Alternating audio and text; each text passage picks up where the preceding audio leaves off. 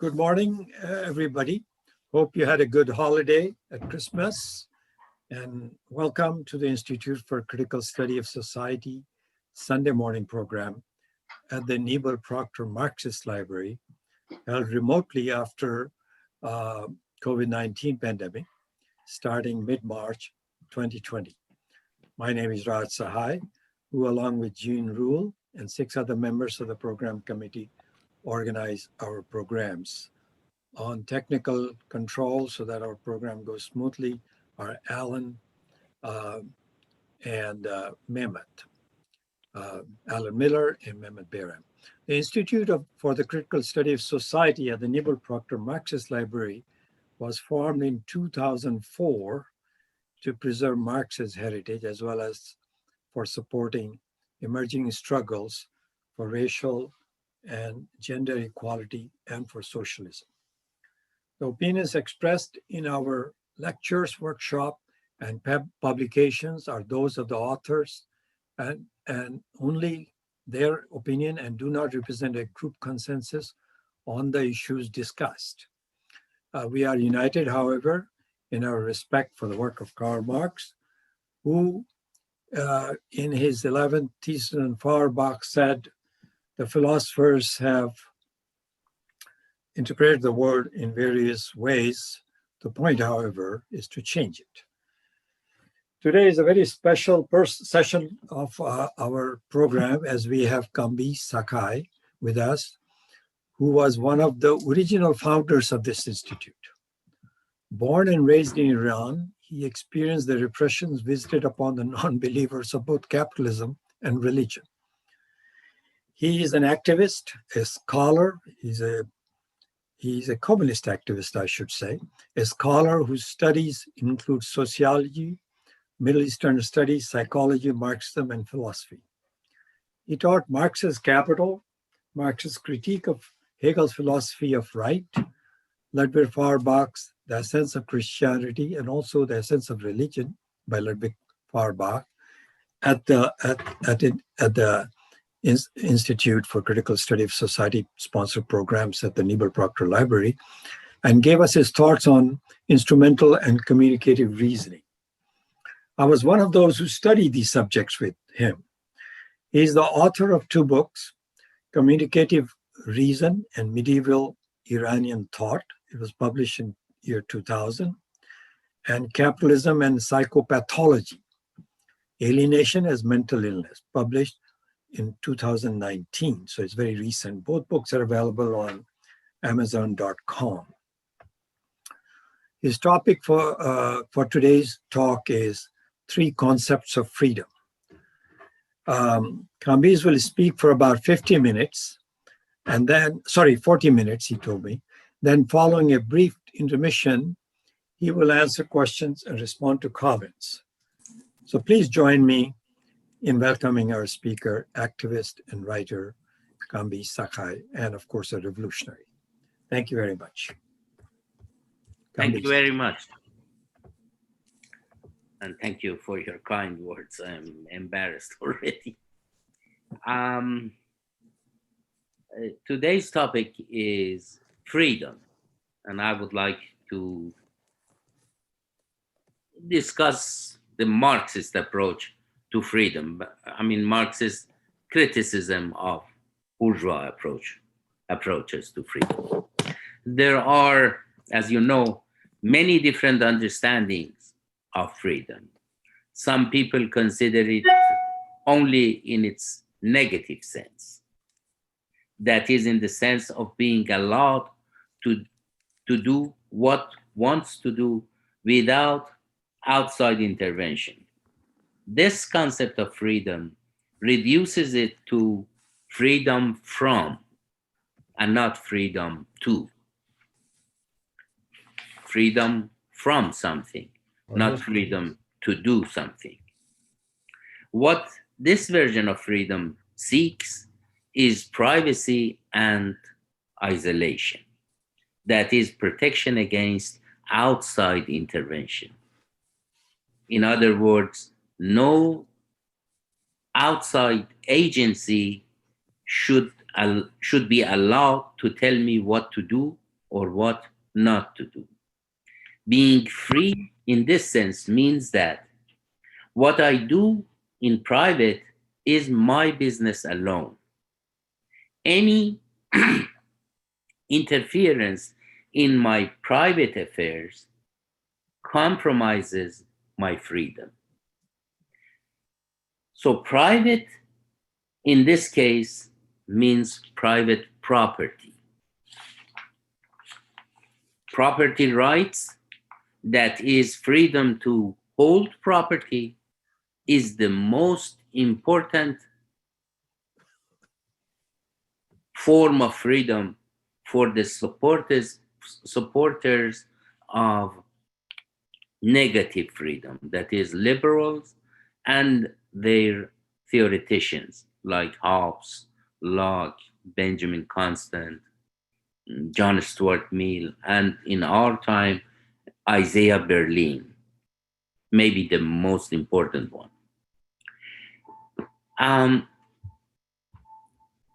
Private property is the best example of the negative freedoms because it shows the manner in which I'm protected against any other person who lays claim to what is mine. This exclusivity is the hallmark of private property as well as the negative freedoms in general. That is my exclusive access to it. This is what makes it unique. Because private property and all the negative freedoms in general push other people out of my sphere and forbid them from enjoying what is mine. But if you get rid of this exclusivity, then private property loses its negative sense of freedom and it becomes my qualities, my virtues. And these qualities can be source of enjoyment for others as well as mine. They could very well be shared with others without causing harm to them or to me, like my knowledge, my art, my caring, my generosity, my love. I can share these things. These are mine, but it doesn't mean that they are my private property. I can share them with everyone else, and I will not lose them by sharing them with others. So this is due to the fact that even though I possess these qualities, they are not my private property. I can actualize these qualities, and others could become part of my self-actualization. And there is no need for me or them to be excluded from this process. We can both enjoy and develop our humanity in this interaction. In our time, the negative sense of freedom that we discussed, that is the exclusive, the private form of freedom that excludes others. In our time, it has been developed most systematically by Isaiah Berlin. But liberalism has, throughout its history, reduced freedom to negative sense of the word. And in fact has considered freedom throughout its history. It has considered it to mean nothing more than the protection of privacy, which in turn is the protection of the right to private property. In this sense, liberal freedoms or negative freedoms are freedom from, as I said. They are not freedom to. You are not a serf.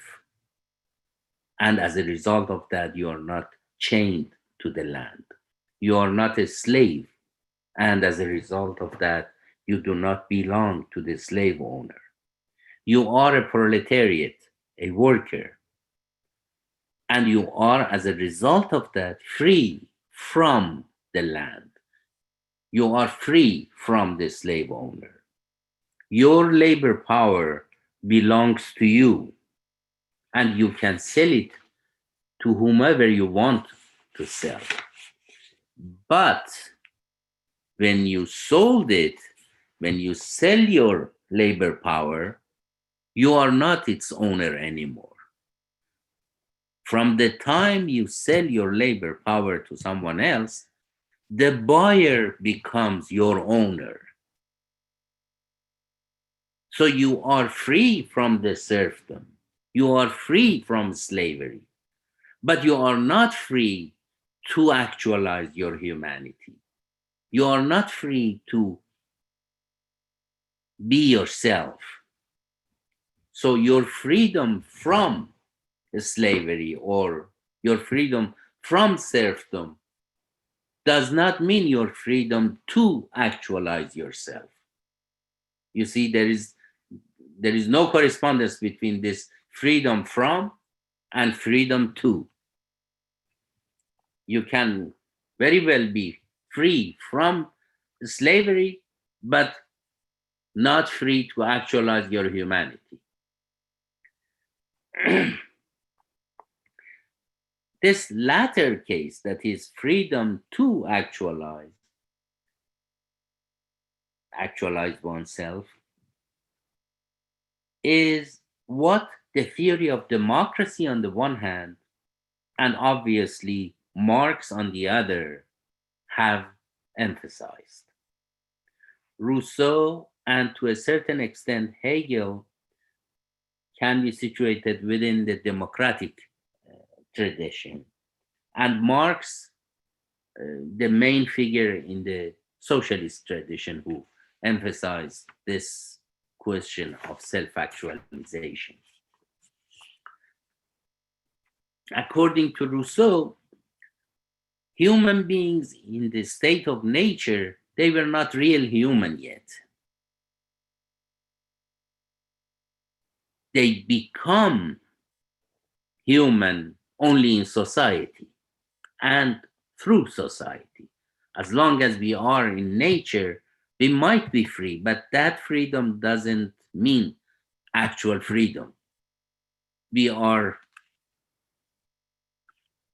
satisfying our needs like all the other animals who satisfy their needs based on biology and their instinctual mechanisms.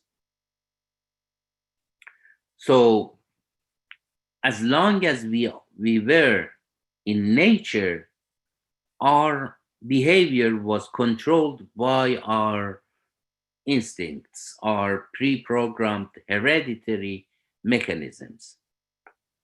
So our behavior was not controlled by our decision-making, consciousness, language, things like that. In that sense, we were not free yet. We couldn't make decisions based on communication, dialogue, reason, language, and consensus. So we were determined by our biology. It is in society that for the first time, biologically determined behavior would become rationally determined interaction. That is, the elements of decision making and consciousness and language and consensus enter into the equation. So our humanity is dependent upon, because of what we said, our humanity is dependent upon our sociality or being a social being. That is, we are human beings only so far as we participate in the process of societal decision making. We are human so far as we are social. If or as much as we are deprived from participation in social life, in sovereignty, in political decision making, to that extent, we are deprived from our humanity. The more we are prevented from participating in political process, the more we are deprived from being human. So we are not only deprived of freedom, but we are deprived of our humanity, because our humanity is our freedom, which in turn is the same thing as our participation in the social life. So these are the three ways of saying the same thing: our humanity, our freedom, and our participation in social life.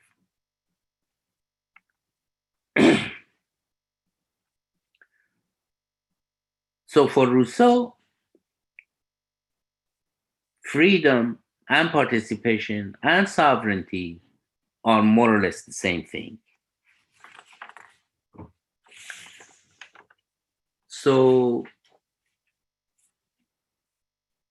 for Rousseau and people who defended democracy versus liberalism, freedom meant doing what you will. So will is very important, because you act according to your will only when you are the sovereign. And you are the sovereign only when your particular will is the general will, when you want the same thing that everyone else wants, when you are one with your society, with the society in which you are living. So because of that, for Rousseau, human beings are free only when they are sovereign. That is, when they fully participate in the political affairs of their society. In other words, when their will is the general will. In other words, when people are active participants in the life of their society in which they are living, only then they can be considered free. So we see that these two concepts of freedom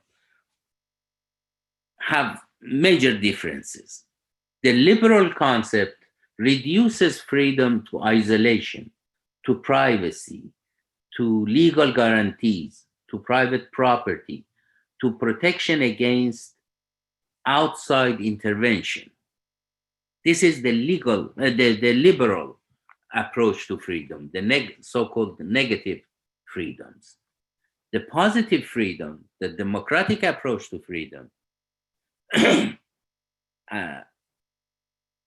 the kind of freedom that is supported by the defenders of democracy, and more than them by the socialists and communists, includes sovereignty, being part of the general will, participating in the social life, unification of the individual and society.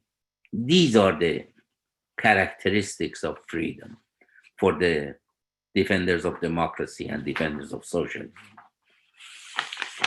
These two understandings of freedom, that is the liberal negative bourgeois understanding of freedom, which reduces it to freedom from, as opposed to the democratic and communist positive understanding of freedom, which understands it as freedom to actualize oneself,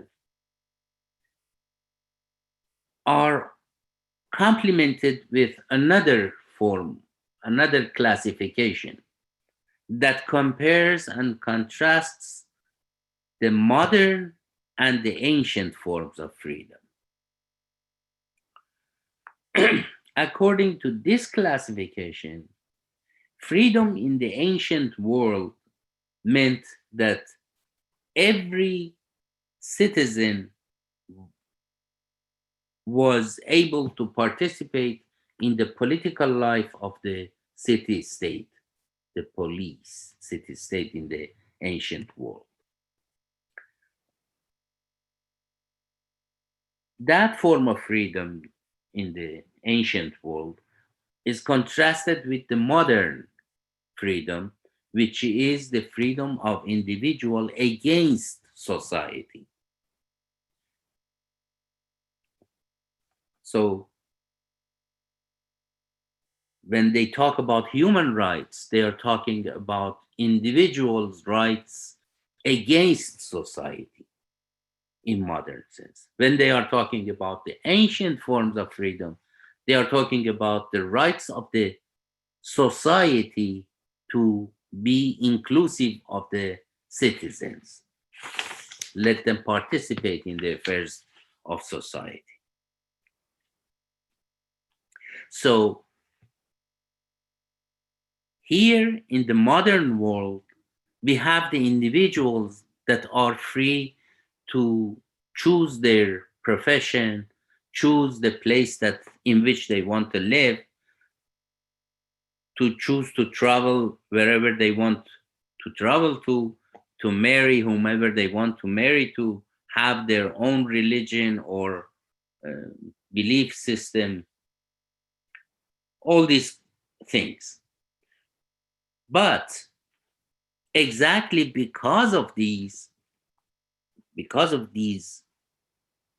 individual freedoms, they don't have the time and the possibility to participate in the day-to-day political life of their society. That's why they develop representative systems. They give the political affairs to the delegated to the representatives. So in the modern world, we have individual freedoms that exclude political participation in the life, in the communal, collective life. In the ancient world, we had political participation, but we didn't have individual freedoms. That's why they killed Socrates, because he wanted to have his own ideas, individual ideas, opposed to the collective way of thinking or collective religion or whatever. So we can say that the modern freedom is the individual freedom, but there is no social self-determination.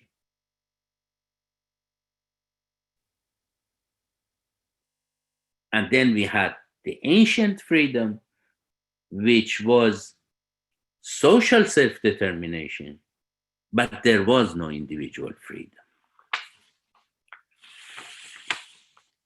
So the limitations and the shortcomings of these two approaches to freedom, these two opposite approaches to freedom, has led to the search for a synthesis that could bring together individual freedoms and political self-determination, positive and negative liberties, liberalism and democracy, or the achievements of the ancient world with the achievements of the modern world. People have tried to bring these two opposite versions together. Many people have tried to develop such a synthesis since the end of 19th century. And most of them have ended up in justifying one version or another of capitalism. The fanciest of which was Hegel.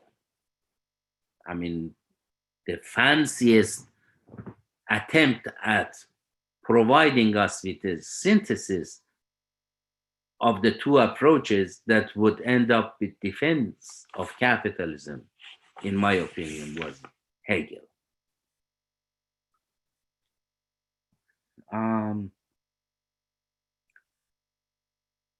According to his interpretation, it is capitalism, or one version of capitalism, that is capable of accomplishing both these tasks. That is, on the one hand, it can guarantee the individual rights and individual freedoms through civil society, and on the other hand, it can facilitate participation in the life, in the political life, through the institutions that are political or legal, modern political and legal institutions like parliament, bureaucracy, and things like that. So Hegel believed that separation and the split between state and civil society in the modern time was the mechanism through which both above goals were achieved. The negative freedoms and the individual rights were protected and nurtured by the institutions of civil society like market. And sovereignty and participation in the social life was facilitated by the participation of everyone in the legislative power. Everyone was capable of being elected as a member of parliament, for example, and be part of the legislative power. And also, there was a bureaucracy. He had a positive understanding, positive notion of bureaucracy, that is rational division of labor, hierarchy, and the tasks that were predetermined. So bureaucracy provided the opportunity for everybody to become a civil servant and be employed by the governmental departments based on professional merit rather than appointment or election through loyalty, nepotism, and things like that. So bureaucracy on the one hand and parliament on the other hand provided the opportunity for everybody to participate in the, or at least have the opportunity to participate in sovereignty, in the political life of the society.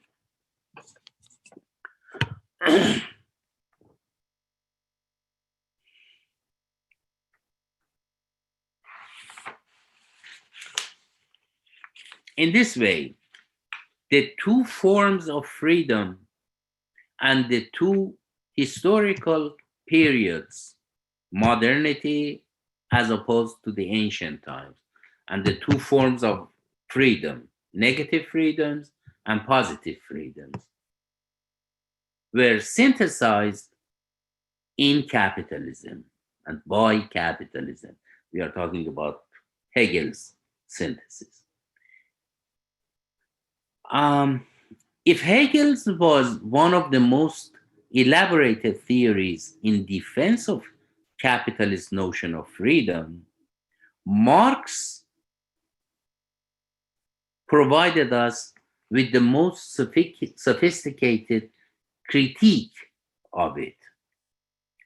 His synthesis of the positive and negative freedoms of liberalism and democracy or different forms of self-determination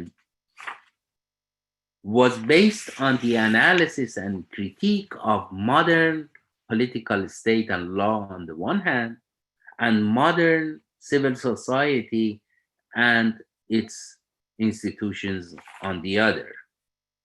In order to provide us with such a synthesis, Marx combined his revolutionary passion with detailed and systematic observation, and through reading of almost everything that was written about modern state, law, and political economy. There is almost no analysis of civil society and the state that Marx has not read and criticized.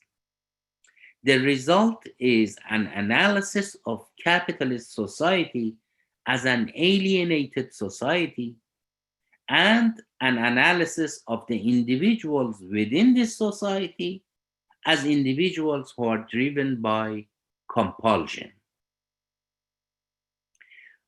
So freedom from this society and this form of individuality requires two things for Marx. One is emancipation from alienation and compulsion, inner compulsion or outside compulsion.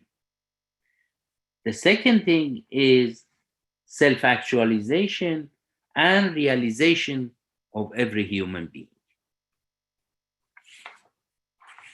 So freedom in this sense, in the sense that Marx intended it, is another name for communism. To begin with, it is, as we said, lack of compulsion. There is no forcing or being forced to do something in communism. There is no buying and selling of labor power, and thus no forced labor. And at the same time, the need to use force in the arena of interpersonal relationships is disappeared, because there is no separation and thus there is no contradiction between individual and society, between private and public, between security and safety on the one hand and sovereignty on the other, between civil society and the state. All these forms of contradiction are abolished in communism. The individual no longer has to hide his or her true intentions from the group, and the society does not have to force the individual to comply with its demands anymore. So there is no force, no compulsion, and no distortion. No distortion on the individual's part, no compulsion, no force on the state, on the societal part. There will be no need for force and manipulation in the relationships between the individual and society, because each one of them has become the mirror for the other and facilitates the actualization of the other. Individual facilitates the actualization of the group facilitates the actualization of the individual. And this last point takes us from the negative freedoms like lack of compulsion to the positive freedoms like self-actualization. As we mentioned before, freedom for Marx was not limited to the negative freedoms alone. Freedom for him could not be reduced to the lack of constraints.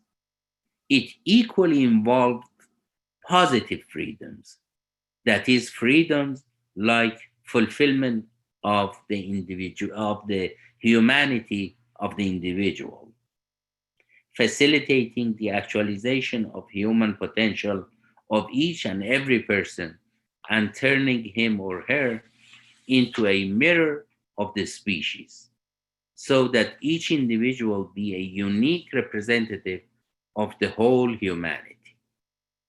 Thank you very much. Thank you, Kambiz. And what we'll do now is we have an intermission in which I will ask Jean and Richard Fallenbaum to make announcements, or anybody else who has an announcement to make. So Jean, please go take it over. Okay, well, thank you very much, Kambiz. You certainly stimulated our thinking, even without coffee. So that's great. And really looking forward to our discussion. But beforehand, let me just make a few announcements about our upcoming schedule. Next week, January 3rd, is going to be, the start of the new year. And as usual, we like to kind of review what we've accomplished so far and what we want to do. So it's going to be a group discussion, the year in review and preview. And it's time to get together, talk about what happened in 2020, and discuss our hopes, fears, and tasks for 2021. And at this time, everyone is welcome to participate fully and to make concrete proposals for future programs, which will be considered by the program committee, which you can contact either me or Raj in terms of the membership there. So that's next week. The following week, we have confirmed Michael Roberts, the Marxist economist, will be talking about the story of the year of the COVID, but what now for 2021? And of course, as we all know, 2020 is going to go down in history. The sooner the better, and we can get on with other things. But he'll be giving a talk on that, about the worldwide pandemic, what it means to humans, and how can we come out of this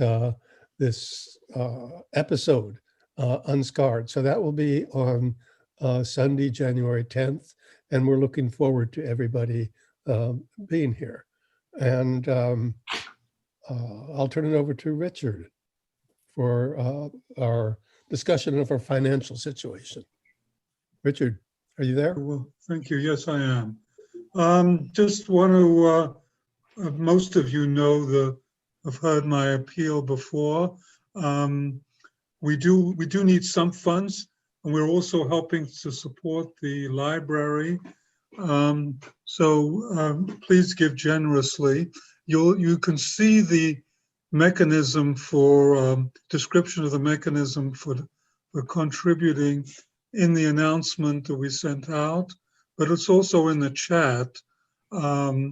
Basically, we do it through PayPal, or you can send me a check, and we'll do that way. Some people have asked me about Zelle and other payment methods, and we are able to handle that, but please contact me directly through that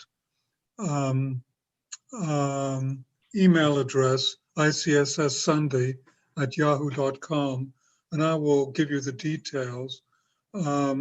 One of the requirements we're making is that the payment method not cost anything. So that sort of limits the methods. Like, for instance, Bitcoin so far seems to be a little bit expensive, so we're avoiding that. But things like Zelle are an option, and actually PayPal is quite easy also. So at any rate, please give generously, and we'll continue our work as best we can. Thank you. And I don't know if thank you, Richard.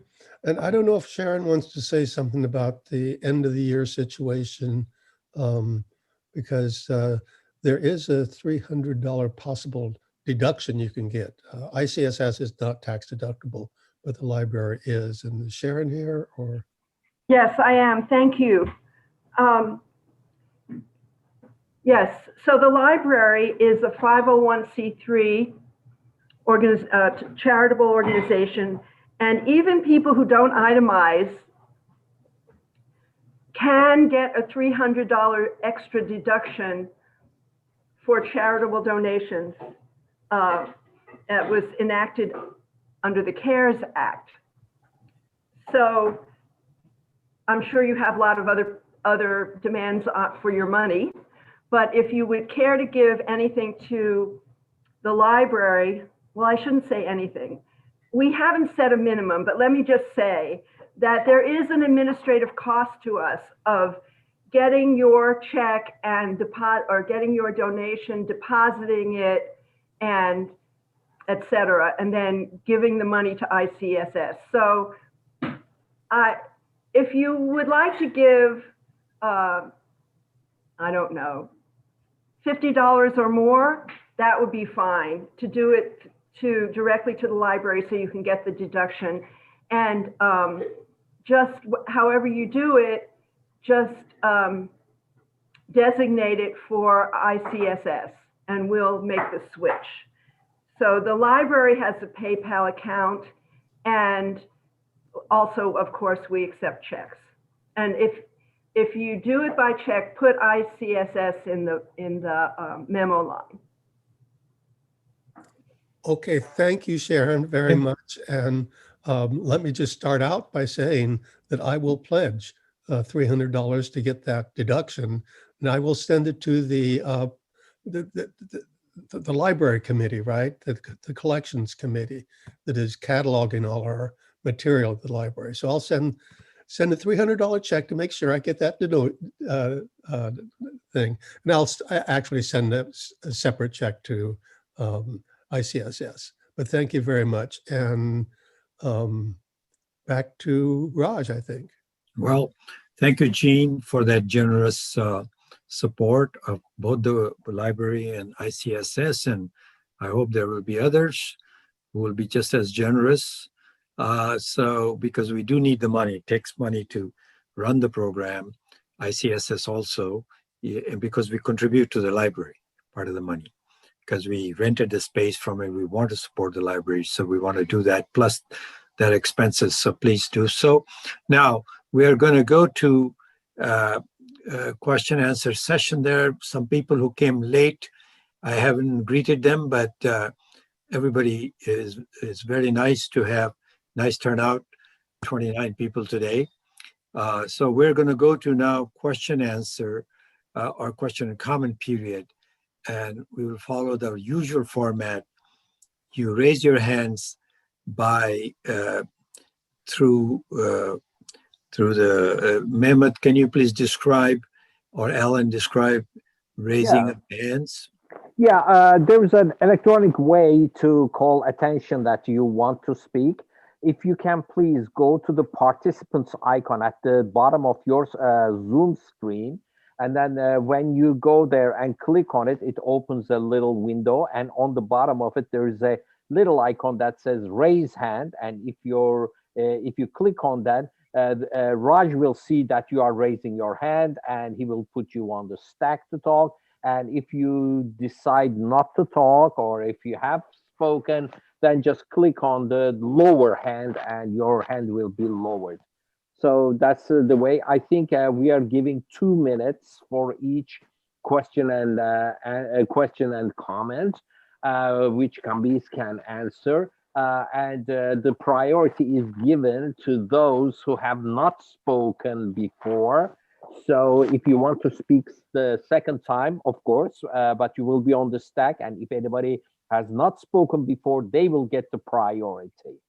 So we can go back, Raj, and continue. Yeah, okay, thank you. And one more thing is that the time restriction is only for the people attending the program. There's no restriction for Kambiz. He can take as much time in responding. So the first question is from Elazar.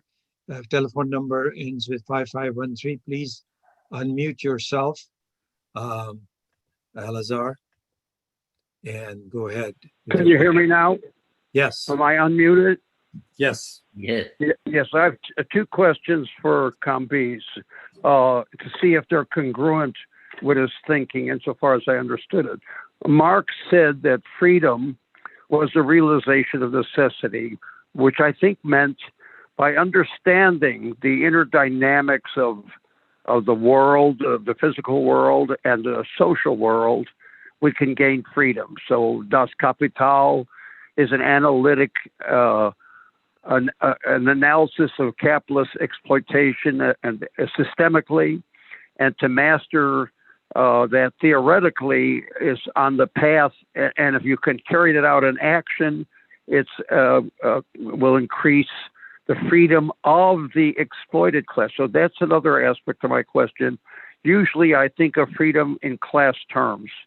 So freedom for the working class is opposed to the freedom of the capitalist class. The capitalist class gains freedom when he pushes down the working class, when he breaks up their unions, when he forces the unions to take concession after concession, yielding to the will of the capitalist class. Whereas when the worker rises up, like in the period of building the CIO by the millions, pushes back against the exploitation of the capitalists, that increases the working class's freedom. So that democracy then is a correlation of forces between the working class and the capitalist class. So we fight for workers' democracy. So I want to know if those two major models that I thought I learned from the Marxist movement of freedom as the realization of necessity and the class character of freedom are congruent with your philosophic analysis. Thank you very much. I enjoyed your talk. Thank you. Should I respond or take 4 or 5? No, we do one at a time. It would be best to do it, and there could be, if there's a follow-up, just to for clarification, we'll let the person speak also. So please go ahead.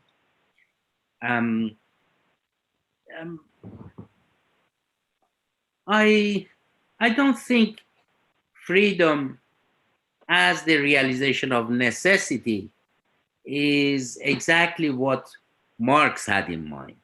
I think it is more Hegelian and post-Marxist idea, because necessity is eliminated when we eliminate capitalism and alienation. In my opinion, necessity is alienation. The things that human beings have created, but they don't know that they are the creators, and they think they are objective realities outside of human beings, are considered necessities. In communism, I don't think there will be necessity in this sense. And the second part of your argument, the class nature of democracy, or better said, the class nature of freedom. I don't think there is that division either in Marx. We either have freedom in the sense of self-actualization of our humanity, or we don't have freedom. And what in capitalist society is considered freedom, as we said, which is negative freedom, private life, separation from the society, freedom from society, is not actually freedom. It is a contradictory term, because I am free to fight against part of my humanity that is the social part, the collective part, that is symbolized in other fellow human beings. So actually I'm not free. And in the communist society, I will be reintegrated both parts of my humanity will come together for me or for any other human being. It doesn't matter whether I believe in different ideas, but as long as I want to live a human life, I have to be integrated. And it is not only for the working class that this thing will happen. Okay, so we have three other people whose hands are raised. First one is Mark Albertson. Second is Jean Rule. Third one is Yusuf Gursi. So Mark, please go ahead, unmute yourself and proceed with your question. Sure, thank you very much. And Ellis, mute yourself. Whatever you're doing is coming over the whole thing. Oh, thank you. Mr. Sakhai, I've been coming to these for about, I guess, a couple of months, and this is so far the best presentation I've seen thus far. It's a fascinating presentation. I appreciate this. But I have a question for you on Hegel. Hegel and the state. In fact, I have his philosophy of right sitting right in front of me. And really quick here, this substantial unity of the state, that is an absolute unmoved end in itself, in which freedom comes into its supreme right. On the other hand, this final end with the supreme right against the individual, whose supreme duty is to be a member of the state. Now, if you fast forward to the early 20th century and you read the April 1927 Charter of the Worker by Benito Mussolini, the only liberty worth having is the liberty of the state. The liberty of the individual is second to the liberty of the state. And this is obviously the basic of the corporate fascist state, which America is now. We've been that way before Trump, because we are run by big banks and big corporations. The only right that matters is the right of the state. And I want your take on that, if you would, please. Thank you. Thank you. Yes, I agree with you.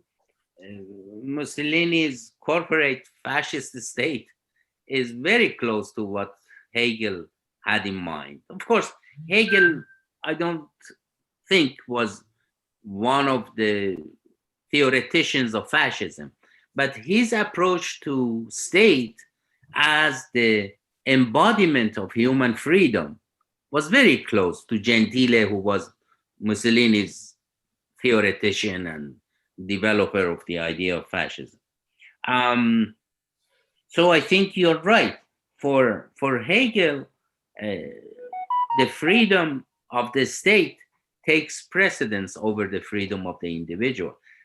Not only takes precedence, it is the only arena in which individual can experience freedom by becoming part of the state. In fact, Hegel pushed to the extreme what Rousseau had in mind, that individuals should be forced to participate in the political life. And in Hegel's model, this thing was developed in a technical sense, how different institutions of the state force the individual to become part of the political and social system.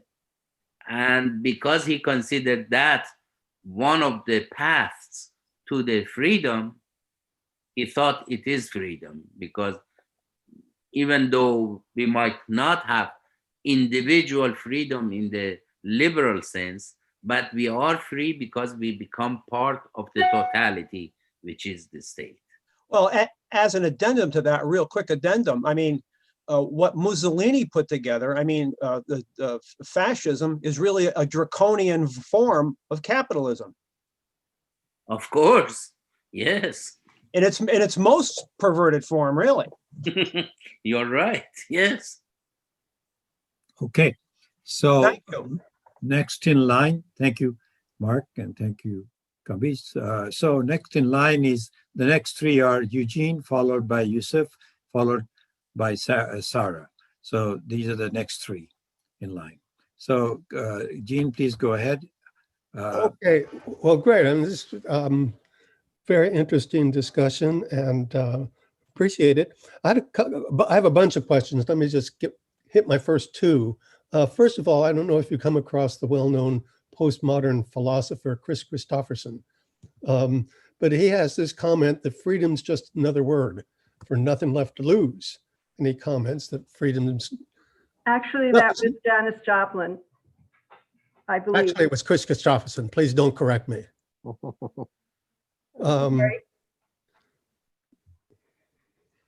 Okay, well, he also comments that nothing's not worth nothing, but it's free. So that's one comment. I don't know if you want to comment on that or not. But the other one has to do with us white folks in the Old South, for example. To be free meant you need to have slaves in order to really be free from all the drudgery and so forth and take care of all your needs and so forth. And that's another concept of freedom which requires slavery. And I think this may have also been true in the ancient world. But I just want to know what your comment on this would be. Thank you. Gene, I didn't understand the first one. Could you elaborate a little bit? I didn't get it. It's a very popular song saying, I think it's about Bobby McGee, but he just says that freedom is just another word for nothing to lose. So that when you have nothing to lose, then you're free. So that would be the content as I understand it. I just, I'm usually sipping a glass of wine when I have that, so. Yeah.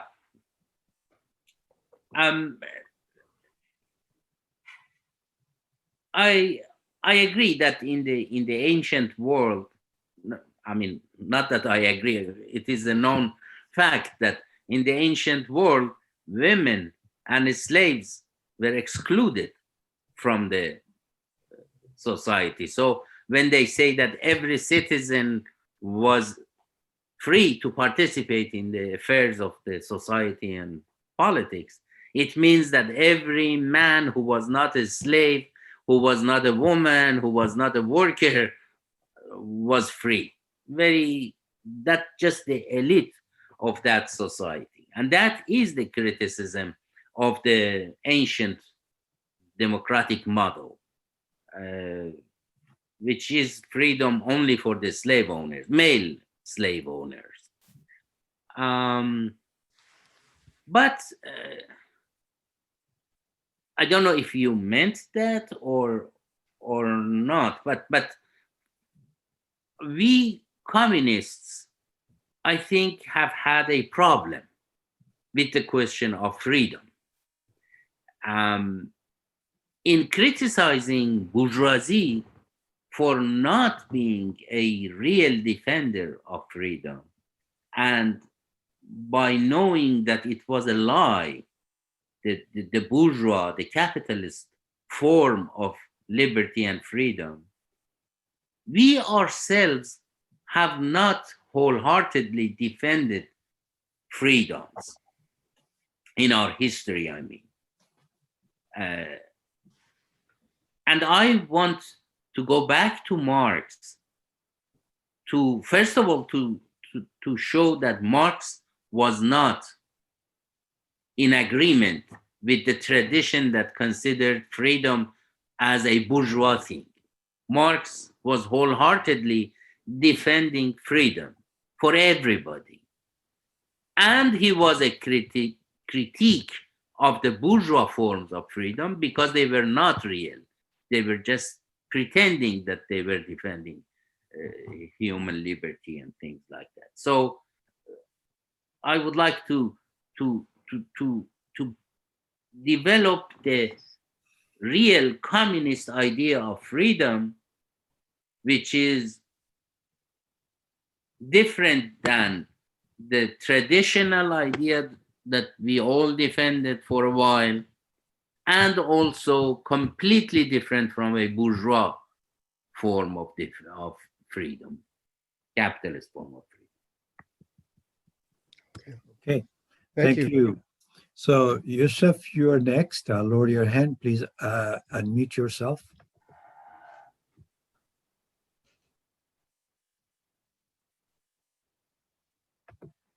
We can't hear you.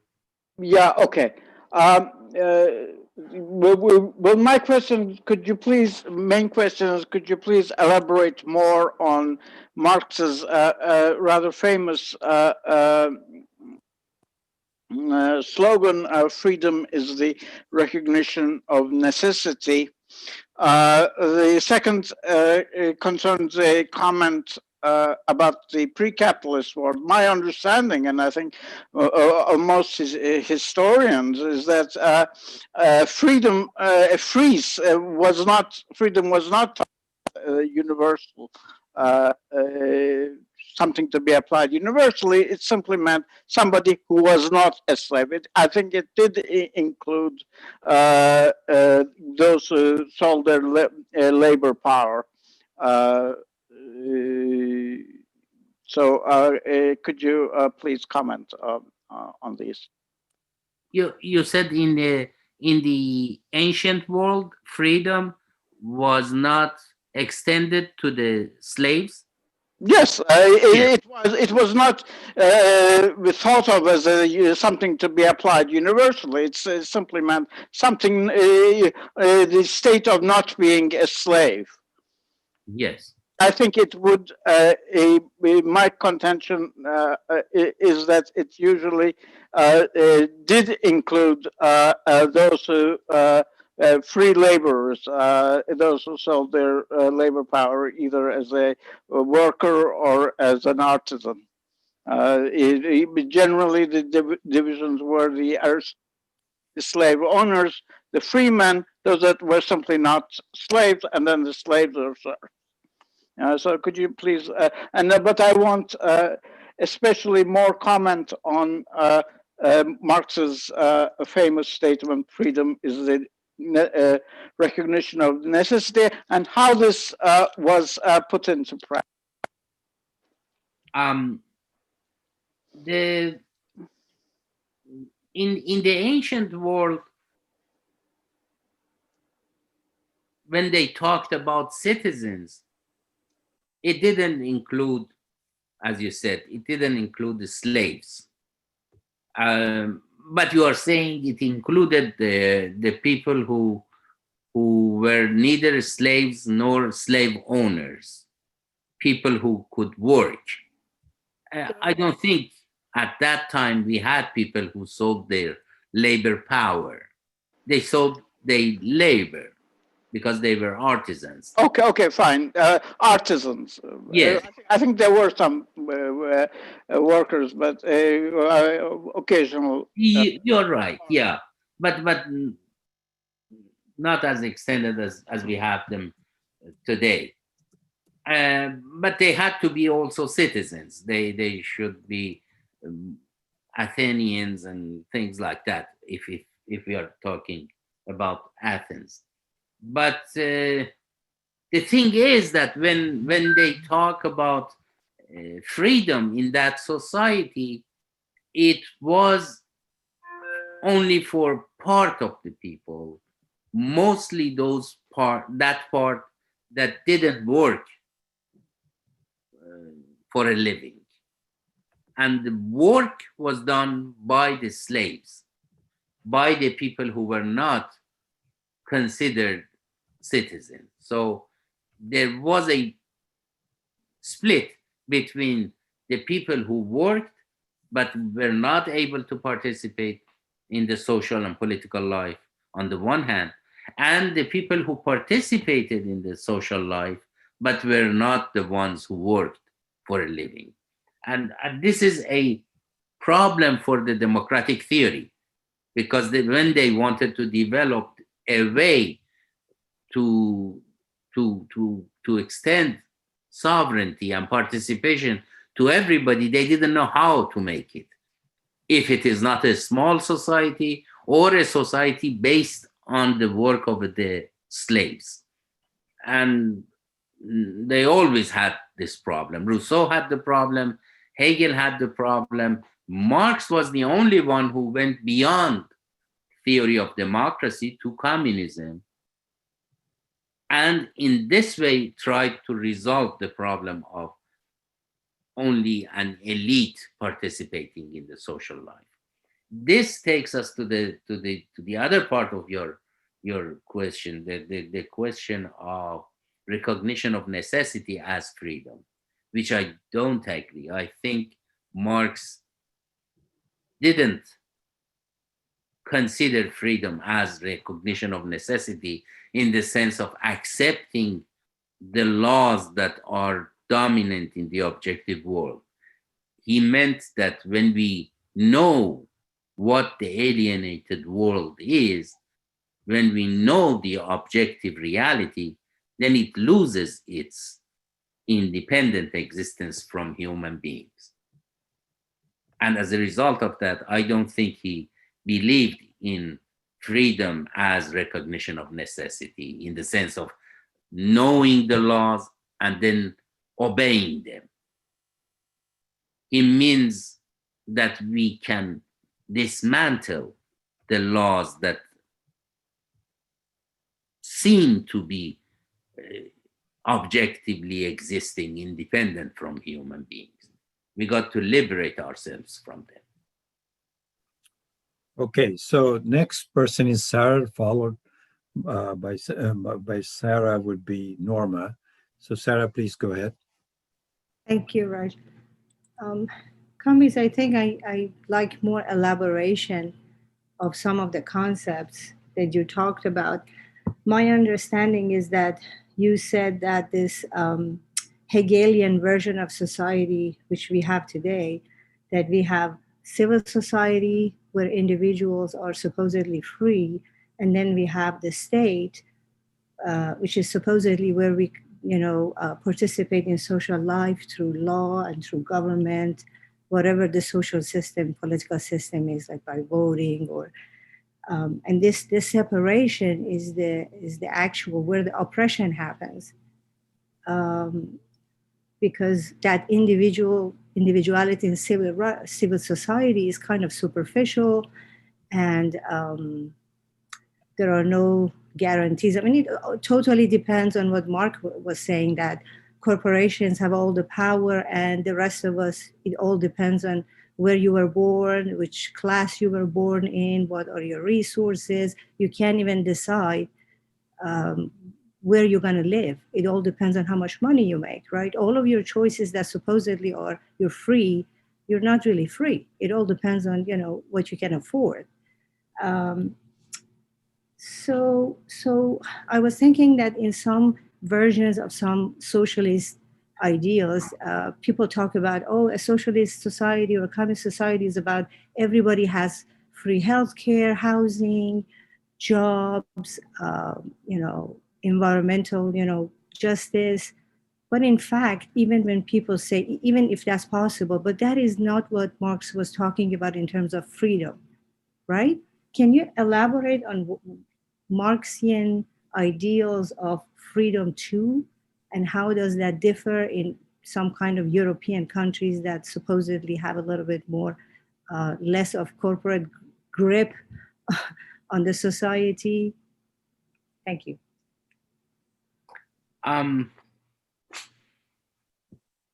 You see, the Hegel's and Marx's alternatives to the problems of democracy and democratic and liberal approaches to freedom are completely opposite. Hegel believes that the solution for the problems encountered either by democratic theory or by the liberal theory is a version of the capitalist society in which individual freedoms are guaranteed in the market by the institutions of civil society.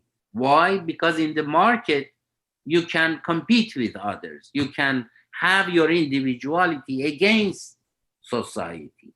Nobody prevents you from choosing a profession, living in a city that you want, moving to another place that you decide. Every individual decision depends on you.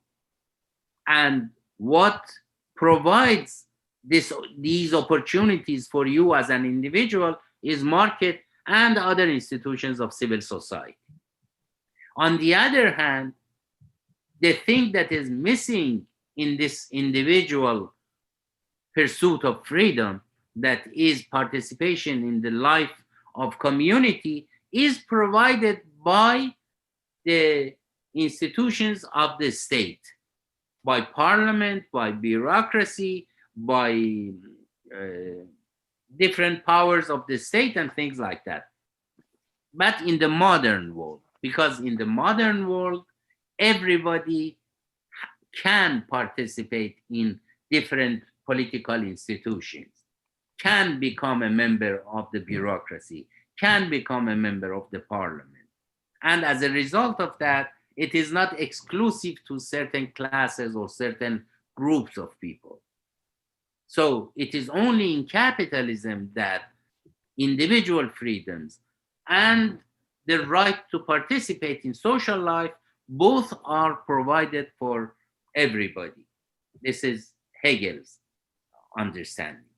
And Marx says that exactly because of the separation of the state and civil society, and exactly because of the existence of these institutions, human beings are alienated. There is no real individuality, nor there is a real sovereignty, a real participation in the life of society, a political participation. And then he goes to explain for us why there is none of these possible in capitalist society, why the individuality of the market is not a real individuality. You are alienated from your labor power, you are alienated from the products of your labor, you are alienated from other human beings because you are either using other human beings or they are using you as an object. So in all spheres of life, you are alienated, private life.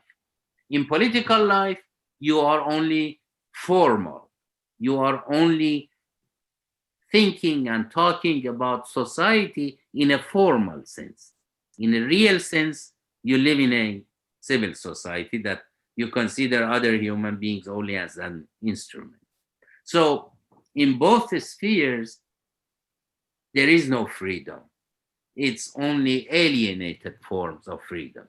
And in order to have either individual freedoms or group kinds of freedom, social participation, you have to go out of this alienated way of life, go towards communism, in which you don't have to sell your labor power, you don't have to use other human beings as instruments, and you don't have to split your life into public and private, participate in the social affairs at the same time that you are doing your private things. Okay, thank you. So we have... right, now it's me, right? Actually, Richard, I was just corrected by Alan that Richard Wright is next, and then followed by Richard will be you. So Richard, please go ahead. Richard, what did you say? Why? Just wait, you will be the next one. Richard? Thank you. Yeah. What's been going through my mind here is that so far, I like your presentation, but so far it's been very theoretical. In other words, you talk about the state of being, man versus state in the future. I see Marx as being one of the first attempts at developing a dynamic history, a dynamic approach to history. And even he and Engels recognized that there were going to be phases through which society would pass. I was wondering if you could address your elements that you talked about, the freedom through the socialist phase. I mean, we're not going to just immediately jump to communism. We're going to theoretically go through a phase of socialism. And so I was just wondering if you could address how that would differ, and could you put it like in a real world context, if you would. Thank you.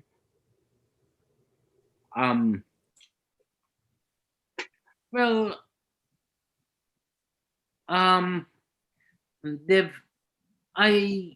personally, I don't think there are two phases after capitalism. I think we will have some remnants of capitalism. It might be possible. And it is possible that we will not have those, depending on the strength of the movement.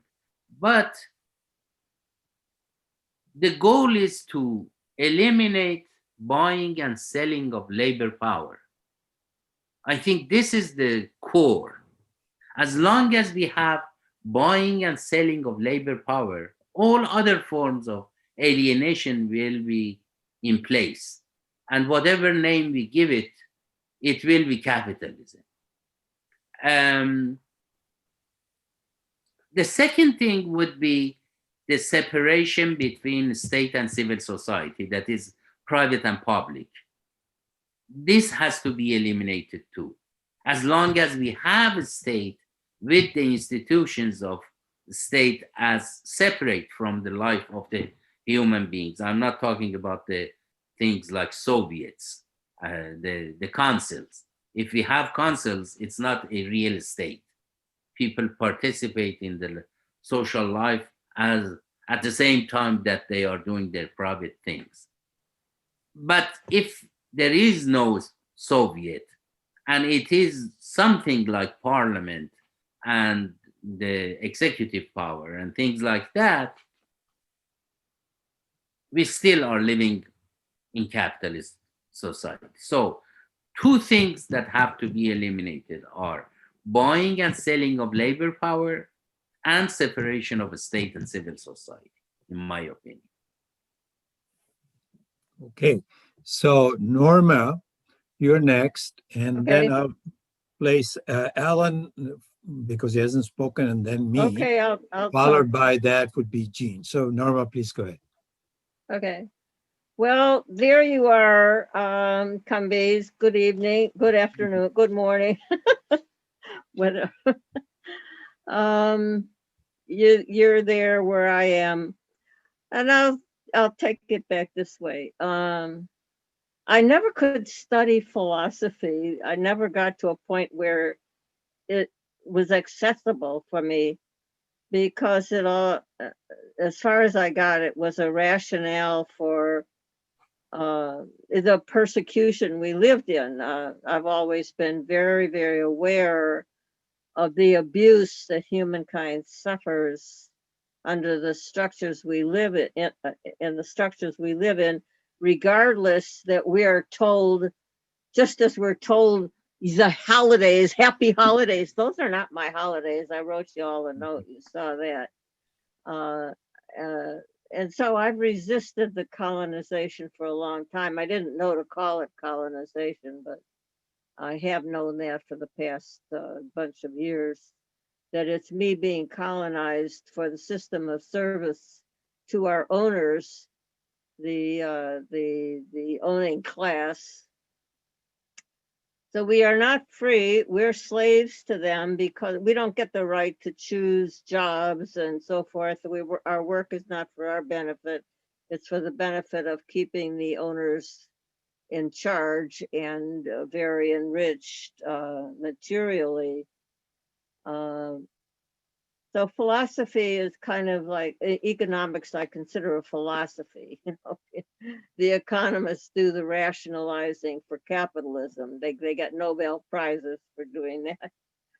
And then, of course, there are exceptions like Marx, but I don't think that falls into philosophy, into economics. I think it does fall into philosophy, and that the philosophy of the system that we live in is to rationalize our servitude. And I'm very angry. And I advise everybody else, you know, we're told, oh, hate is bad, just love. Fuck that. I'm going to hate a whole lot. And I advise people to hate a whole lot. We're very abused. And so are our children.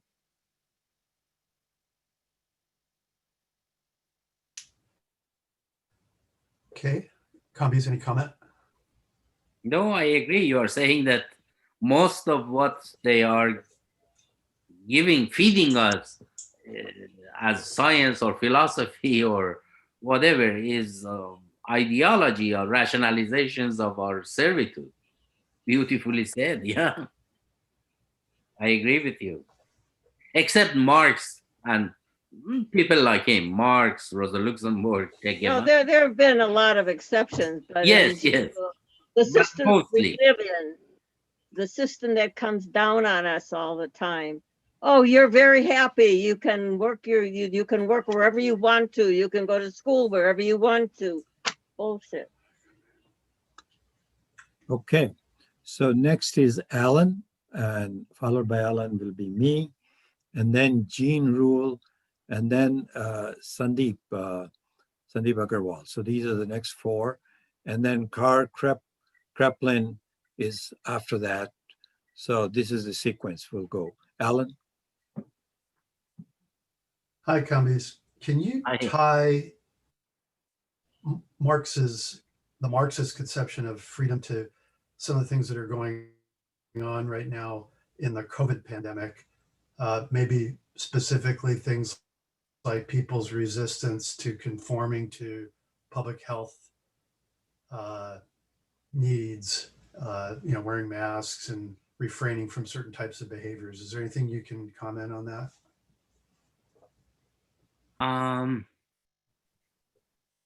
I don't have anything elaborated, but personally, I don't like the fact that they are imposing a curfew on us and calling it public health. I mean, telling us what to do to get out or not to get out, later on may be tested or even injected by things that we don't have any control on that. And I don't like it. I don't believe what they say, what is said by the Republicans or the Democrats. I don't believe any of that. I think it is an instrument of controlling people. Okay, so my question is back to this idea of dictatorship, proletariat, which Marx himself talks about. He said the transitional period would be nothing other than dictatorship of the proletariat. And I recall Lenin 1921 trade union debates talking about what is it? And he kind of fumbled on it a little bit. He wasn't quite able to explain how is this going to function. On one hand, participation of all the people, minus the capitalists themselves, who he felt had to be controlled, had to be held down because they were so used to controlling others and everybody was so conditioned by them, there was no choice but to not give freedom to the capitalist class immediately after the revolution, until they're used to not being capitalist in their minds. There is a lag in mind too, in culture.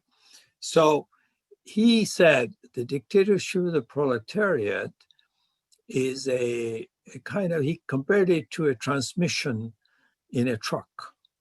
He said there is the engine, which is the party. Then there is this transmission, which transmits the power to the wheels.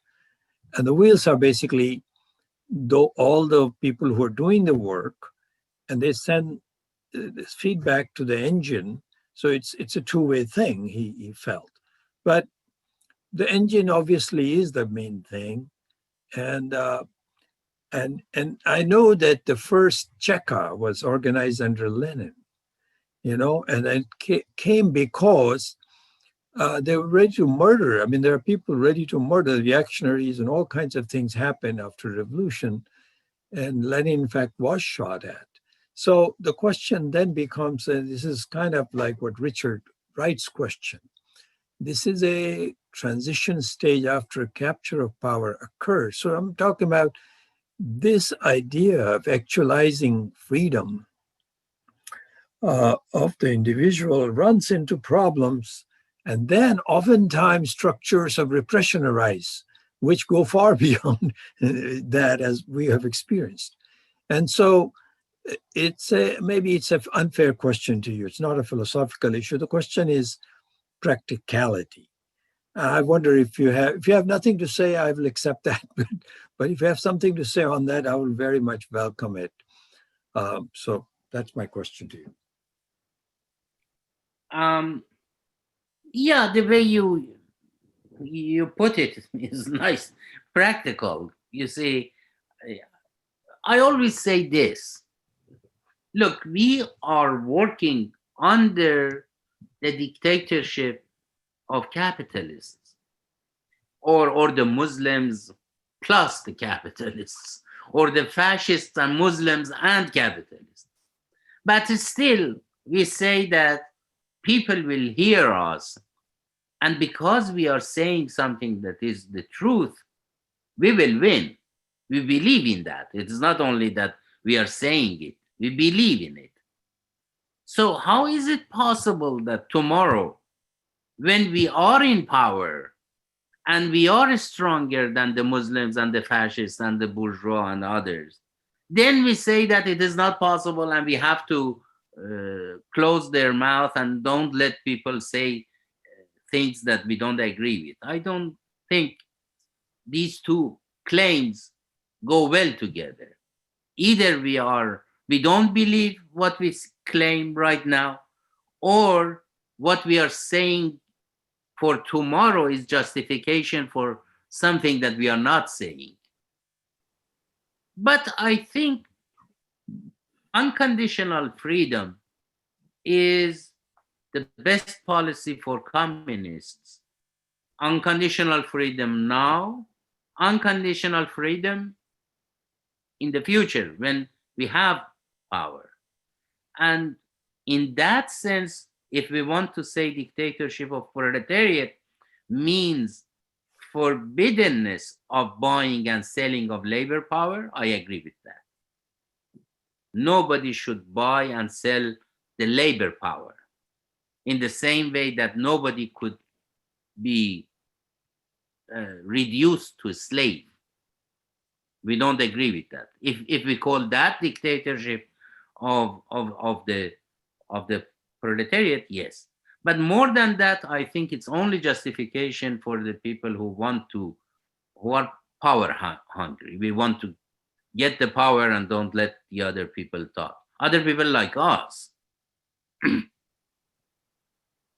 Okay, thank you. So I'm going to go to those who have not spoken and have raised their hands first. So it'll be Sandeep, followed by Carl Kreplin, and then followed by Eugene and Sarah, who have spoken before, followed by Yusuf, unless somebody else comes up with a raised hand who has not spoken, then I'll give them preference. So Sandeep, please go ahead. Yeah. Hey, Kambiz, thanks. Excellent talk. I really enjoyed listening to you, and it's been a while. At some point, you talked about freedom from compulsions, and you talked about internal and external compulsions. Now, by and large, you've looked at philosophers and how philosophers have looked at the concept of freedom. But you're a psychologist, practicing therapist. So how does one look at internal compulsions within a Marxist framework? And how does psychology play a role there? And what are the kind of developments that have happened in the last 100 years from the perspective of internal compulsions in psychology? Hi, thank you for your kindness. You see, compulsion, if you go every day to a factory and you are forced to do repetitive job that you haven't decided what about the design of that job and the result of the work and everything like that, then we can say that it is external compulsion. Internal compulsion is internalization of that force, like obsessive compulsive disorder.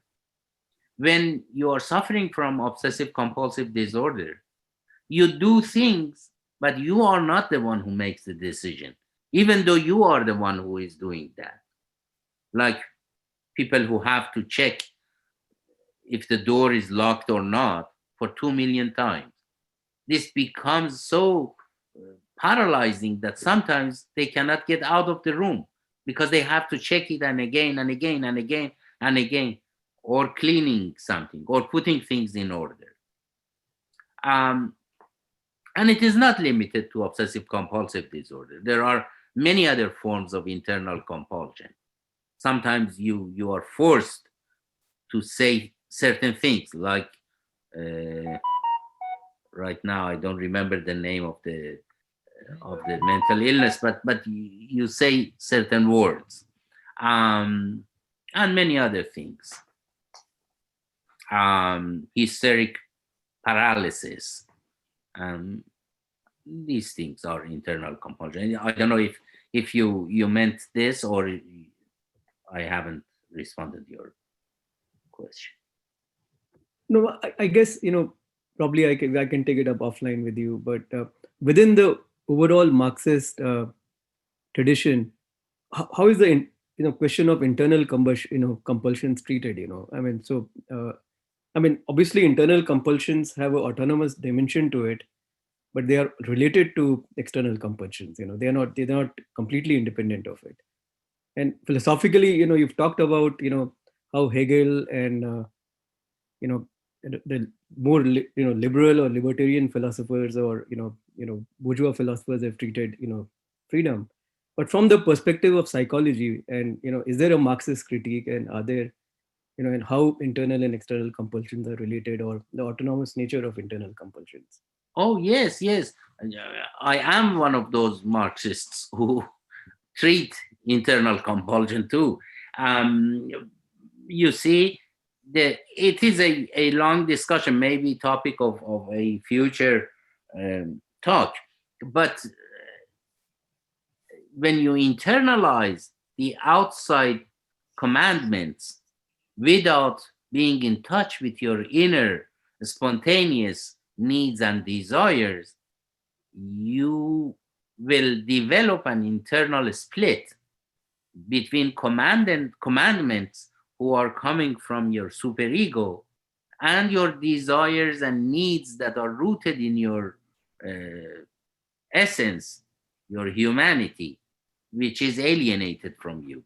So these two parts fight against each other, and as a result of that, you do things out of necessity, which is an outside actual necessity. It is not the necessity of your needs and desires. It is compulsive. But it's a fascinating topic of discussion, and I think it's very good if we dedicate a session to that, how it is developed and how it is treated by a communist psychotherapist. And I would say, Kambiz, please send us a few lines. We'll put it on the agenda to discuss in the committee. So I'm going to go next to Carl Kreplin. Please unmute yourself and proceed with your question or comment. Carl. Yes, I'd like to say a few words about Rousseau's concept of the general will. And I can't believe it, but it's been 50 years by my estimate that I even discussed these issues.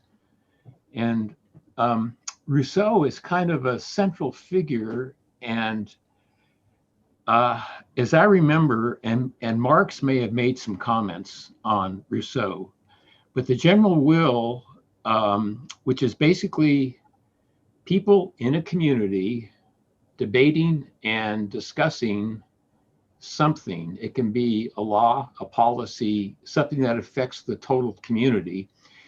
And through that discussion, you see the rightness, the correctness, of the logic of making something, a policy, a law, that makes sense to you logically. It's not something being imposed. It's something that the community sees as the logically best way to go. And that depends on having a community where people are pretty much on the same level economically. It can't be in a class-based, a stratified society. Has to be in a community where people, let's say, have the same general culture or belief system. It can't be, you know, different religions or whatever. And so if we take that seriously, those qualifications, I mean, our condition, not only in US society right now, we're so far underwater. It's like to talk about, you know, communism in this society right now. It's not things like Bernie Sanders, and remember back in 2016, and everybody had a little bit of hope because Bernie Sanders is talking about eliminating a student debt, you know, or qualifying it or whatever, universal health care and so forth. And I would say this is nothing but New Deal liberalism. And I think of it as the first step in a 12-step program to kick the capitalist habit. And I mean that seriously. I mean, the capitalist— 2 minutes. Okay, it's the culture and the political economy of capitalism. We're way down here, and I think that those kinds of things we should discuss. Okay.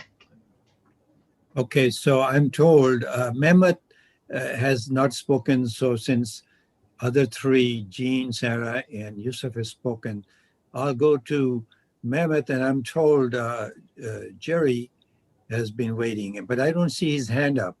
But if he is ready, then he'll be followed. I mean, he'll be following Mehmet. Mehmet, please go ahead. You're next. First of all, thank you, Kambiz. Very good presentation, and it's so nice to see you again.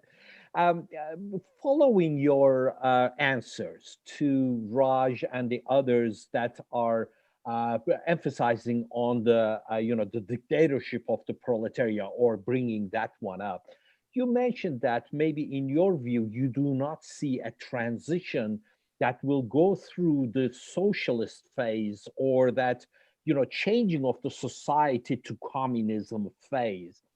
That actually brings up a picture of the transition that seems to be very smooth. The society has to rise up to a level where socialism is, every one of the, populists is nearly socialist, and with a vote or a simple referendum, we can just overnight pass to communism, which will not require any kind of dictatorship. Because if there were people who had the power to organize, who had the power to sell human labor in that society, they are not gonna like what you are doing. And yes, you have to then apply dictatorship on them, saying, no, in this society, we do not allow you to sell human labor. That's fine. But your line of thought brings that the society is ready, which means that no need for a revolution. No need for a revolution, and it will be a smooth path, and we will live in heaven. That's one thing. The second thing that comes up, I think Sandeep and the others were kind of bringing, there is going to be some contradictions between what we have learned in the past capitalist life as freedoms and the way that it will express in the new society. And how do we then control these when, let's say, theft, let's say, and I have to bring this one up, things that are repulsive to us, which may not have a base in the economic system, just like child rape, from Iran, the Muslim traditions that live in the society where, say, men 55-year-old man would love to marry a 6-year-old girl and say that this is his personal freedom. You cannot stop me. This is, my freedom. So what are we going to do? Thank you. Thank you, Mehmet. And it's very, it is astonishing to tell a person who is coming from Iran that believes in a smooth path. No, I don't think that there is anything smooth about it. And I do believe strongly in a revolutionary turnover of everything. And the thing is that self-defense and being able to actually actualize the freedom for the working class and other people who are exploited, but mostly for the working class. This requires lack of dictatorship, in my opinion. It doesn't mean that I simple-mindedly believe that people will not fight against us. As you said eloquently, these Muslims, I am coming from a Muslim country, and I know that Islam is worse than fascism. We have to fight against Islam and against everything that it brings to our societies. But this doesn't mean dictatorship. This means self-defense. This means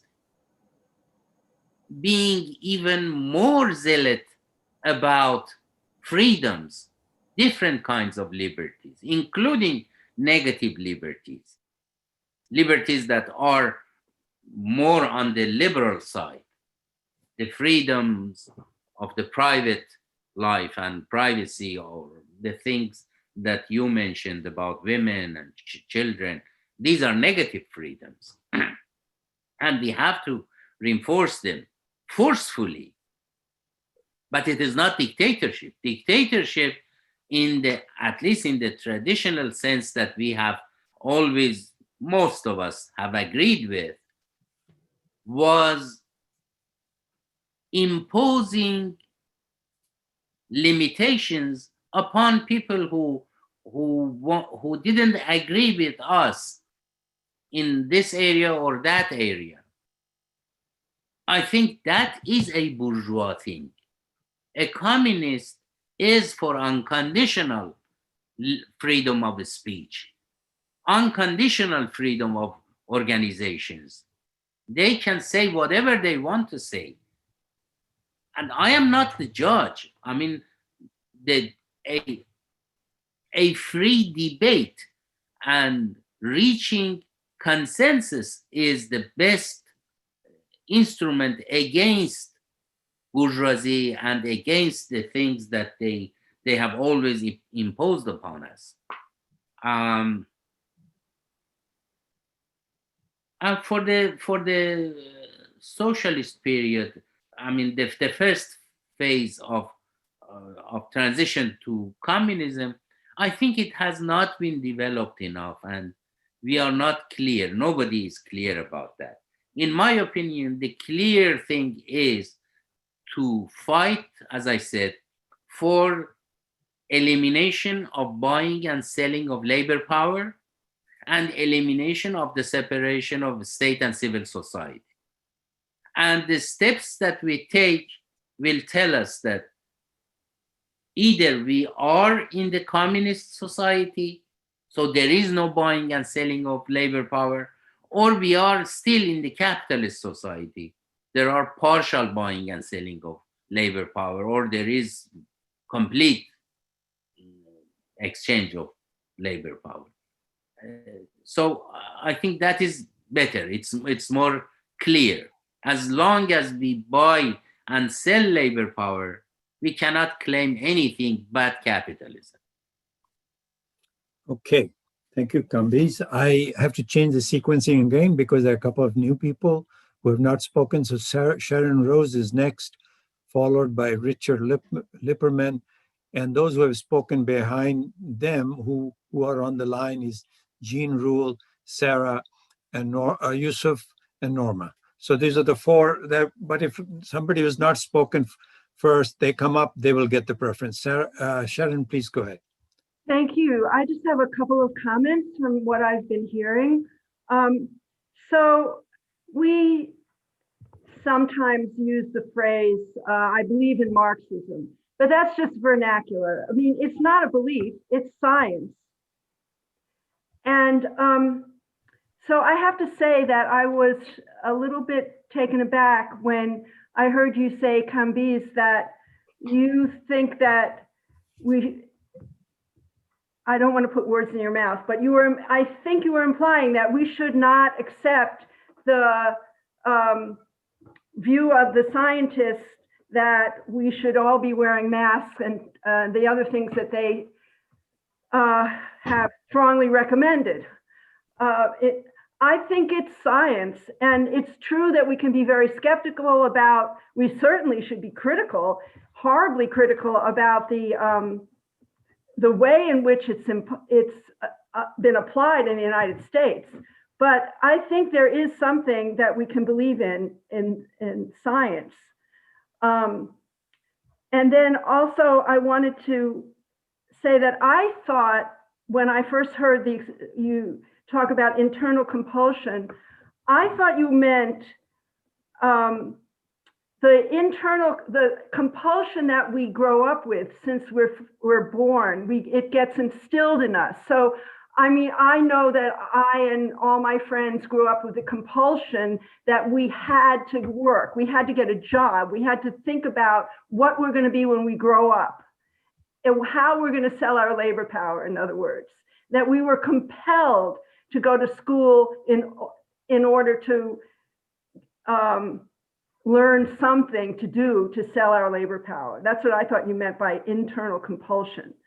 That gets internalized. And the final thing I wanted to comment on is I think that religion and state power, any religion and state power, is oppressive and is used by the bourgeoisie to maintain its power. I think Judaism and state power is probably as bad as Islam in state power. Thank you. Thank you. Yes.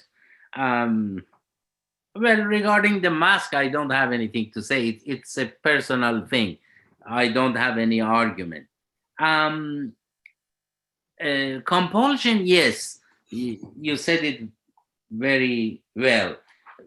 That is internal compulsion. Work ethics in general in capitalism becomes something that if I don't do my job well for capitalists, then I feel guilty. And it is something that I do unconsciously. I have to work on myself to remember that, look, I'm working for a capitalist company. I shouldn't feel guilty if I didn't make enough surplus value for this person or not. And you're right, I have internalized this, so I do feel guilty, and it is compulsive. It's not based on my rational thinking and evaluation. And yes, I agree with you very much so that religion and political power, when they get together, it's usually disaster. And you're right, Judaism, Islam, Christianity, and even Hinduism, and Raj can tell us what, everywhere. We have to get rid of this, as Marx said, opium of people. It is really opium. Well, my opinion of that is that Hindutva is actually a fascist ideology. It really doesn't have much to do at all with Hindu religion, which is confusing set of beliefs anyway. There are many things, but I'm going to go to the next person, which is Richard Lipperman, who has not spoken. And then we'll go to those who have spoken in a coming second round. Kambiz, you're very popular today. You may have to stay all day. So Richard, please go ahead, Richard Lipperman. This is a bit of a follow-up on what Alan asked and what Sharon commented on. I'm kind of taken aback, to continue a little on your response to mask wearing.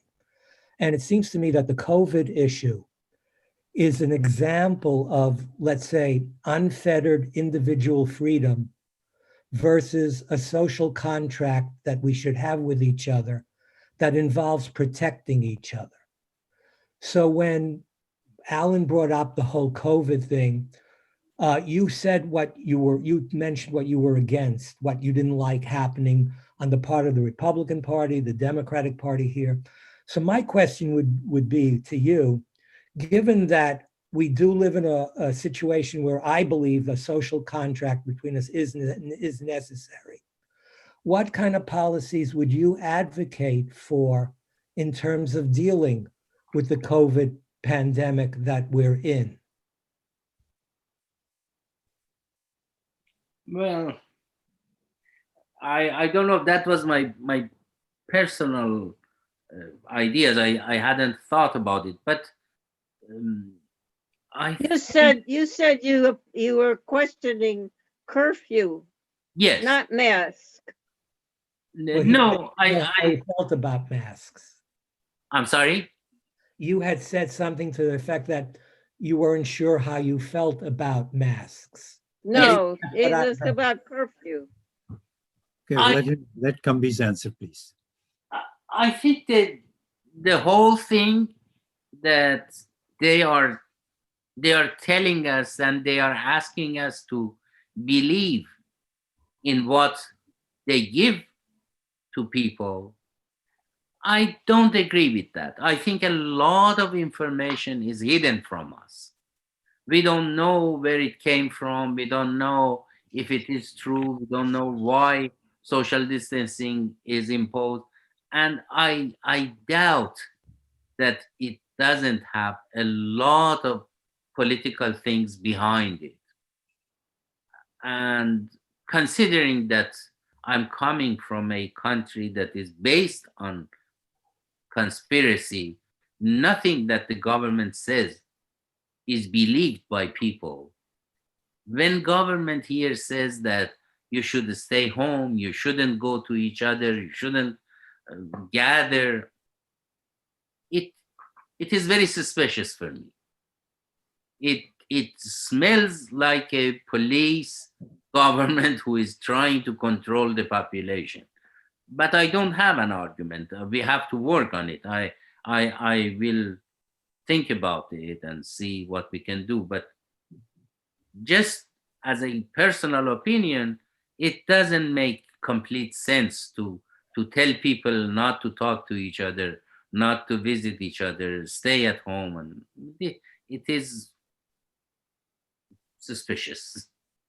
Okay, there are 4 people who have already asked a question, so I'll just ask those who have not spoken, does anybody who has not spoken, I'll give them preference. That's our method.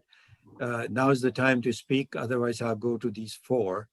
I mean, you can still raise your hands afterwards, but I'll right now go. Next is Jean on the list. And Jean, please go ahead unless somebody else immediately intervenes. So nobody has, so Jean, go ahead. Okay, well, thank you. And thanks for this discussion. And we're giving you a real workout today, Kambiz. So thank you. Thank you very much for raising these things. And but getting back to the dictatorship of the proletariat, one of my favorite topics, as people know. But, you know, I think most people in this group consider ourselves Marxists of one form or another. And many of us also consider ourselves Leninists. And as Stalin pointed out, Leninism is simply Marxism during the epoch of imperialism and socialist revolution. And so that as Leninists, we accept what Marx said, but Lenin interpreted Marx in a very distinctive way. Specifically, Marx talked about communism as having an upper and lower phase. And Lenin said the lower phase is now called socialism. And I had a lot of trouble with that for many years. That's just Lenin talking, not Marx. But then I kind of changed my ideas. Well, here we have Lenin, and they have rule that accept Lenin. So who am I going to accept? And I went with Lenin. But Lenin's ideas, again, are Marxism taken to another phase, in my view. And specifically on things like the dictatorship of the proletariat, Marx was clear about this, and he said, but Lenin took this to another phase, and he said, well, during the dictatorship of the proletariat, we are fighting a more powerful enemy, the international bourgeoisie. And even when he is ejected from power in one country, he still has more power worldwide. And therefore, as long as capitalism exists anywhere, we need a dictatorship of the proletariat. And one of the things I noted when I was in Cuba for a study tour, some of our North American comrades asked the question, well, how can you consider yourself a democracy when you only have one party? And the response was, under Batista, we had 7 political parties and no democracy. Now we have one party and we have democracy. And this goes back to some of Marx's comments on the civil war in France and the Paris Commune and so on. But again, my own view is, Marx did say that, during the early phase, the dictatorship of the proletariat will exist. And this is the way it's going to be, but it can only be studied scientifically. That means you need to have data on it. And in Marx's day, he studied the Paris Commune very deeply. But it wasn't until the 21st century, till the Soviet Union, that we did have a dictatorship of the proletariat. Now we have China and so forth. And both of these define themselves, excuse me, as socialist countries governed by dictatorships of the proletariat. I think your point is clear. Let's come. Eliminating labor unions who do not agree with, not only theoretically do not agree with, they just are asking for better conditions of work. And things like that. No, I don't think it is dictatorship of proletariat. I think we have to be very, very, very careful if we want to use that, which I don't think it is necessary to use it, considering what has happened in the world. But if we wanted to use it, we have to be very careful to limit the powers of this dictatorship. It is dictatorship of the proletariat, not my dictatorship in the name of proletariat, not dictatorship of my party in the name of proletariat, but dictatorship of the whole class, proletariat. Yes, with that I agree. I don't have any problem. If proletariat is in power and they are forbidding buying and selling of labor power, that is beautiful. I don't have any problem. But if I am going to capture the power and don't let you talk because I say I am the proletariat, no, that is not dictatorship of proletariat. Okay, thank you. Sarah, you're next, please. Thank you, Raj. I just quickly wanted to talk about 3 points. One of them, Kambiz, you just talked about it, the dictatorship of the proletariat. My understanding is just what you said, that by force, we will abolish the selling and buying of labor power and private property, but not in the form of a state, powerful state that is going to have, again, as you said beautifully, just represent the people or the proletariat, but actual proletariat in new form of organizations, organizing themselves and, forcefully, stop any kind of oppression. But, I wanted to talk about what Mehmet said and other people talked about COVID and Muslims, having child brides, and how can we protect our society in the future against, kind of abuses of human rights. You know, I work with families, poor families, and you'll be amazed at the number of sexual abuses that happens across, you know, capitalist societies, and it is on the rise. That, you know, and then suicides and mental illness and suffering, and so even in capitalism, these horrendous things happen. They're just kind of, you know, pushed under the rug and nobody talks about it. Even, and also about COVID, I have friends who are doctors and they work in, you know, various centers, and they tell me when I ask them, who are the people who are dying or get really, really sick and come to the hospital? And they all tell me that is just like everything else. It depends on the socio-economic of the people who come to the hospital. When they are poor, they haven't been able to take care of their bodies, they're under stress, you know, they don't eat well, these are the people who have the highest number of deaths usually. It's not just the older people. Look at Donald Trump. He's not in a good, you know, physical health, but he got it, and, you know, he got the best of the best treatment, and he never even was socially distancing. He wasn't using the mask. It's just so expensive, probably for capitalists, to use what he used and his staff members used when they had COVID. But we have to stay in our home. We have to live under, so it feels like martial law, because we are the masses, you know. But I would say this